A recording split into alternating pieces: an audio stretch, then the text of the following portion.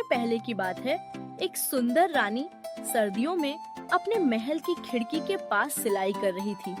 उसने अपनी उंगली में सुई चुभा ली और खून की कुछ बूंदें बर्फ पर गिरी। वो बोली, काश मेरी एक बेटी हो जिसकी त्वचा बर्फ जैसी सफेद, होंठ खून जैसे लाल और बाल काले आबनूस जैसे हों।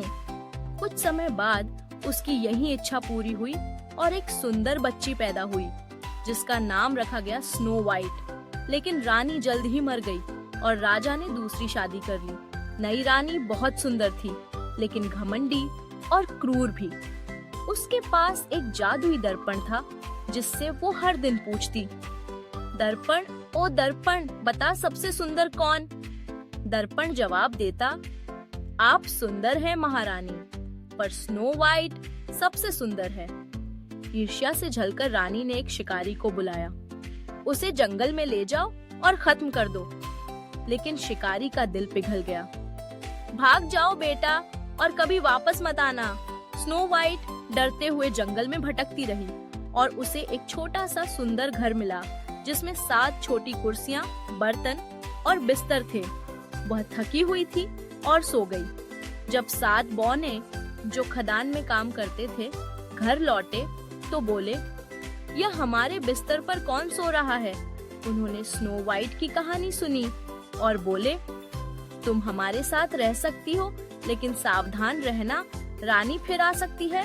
रानी को जब पता चला कि स्नो वाइट जिंदा है, उसने भेष बदला और 3 बार आई, कसकर बांधने वाली पेटी देकर, जहरीली कंघी देकर और अंत में एक जहरीला लाल सेब देकर। बस एक छोटा सा टुकड़ा खाओ, बहुत मीठा है। स्नो वाइट ने सेब काटा और जमीन पर गिर गई जैसे मरी हुई हो। बौनों ने उसे एक सुंदर कांच की ताबूत में रखा। एक दिन एक राजकुमार वहां आया और स्नो वाइट को देख मोहित हो गया। जब वह उसे उठाने लगा, सेब का टुकड़ा उसके गले से बाहर निकल गया और वह जिंदा हो गई। क्या तुम मेरी रानी बनोगी? स्नो वाइट ने हाँ कहा। रानी ने फिर दर्पण से पूछा और सुना कि स्नो वाइट अब रानी है। वो गुस्से से जलते हुए महल पहुंची, लेकिन उसे हमेशा के लिए जिला निकाला मिल गया और स्नो वाइट ने राजकुमार से शादी की। 7 बौनों के साथ खुशियों भरा जीवन बिताया। मोराल: ईर्ष्या का अंत हमेशा बुरा होता है। सच्चाई और भलाई की जीत होती है। असली सुंदरता आत्मा में होती है, चेहरे में नहीं। Thanks for watching. Please subscribe and like for more videos.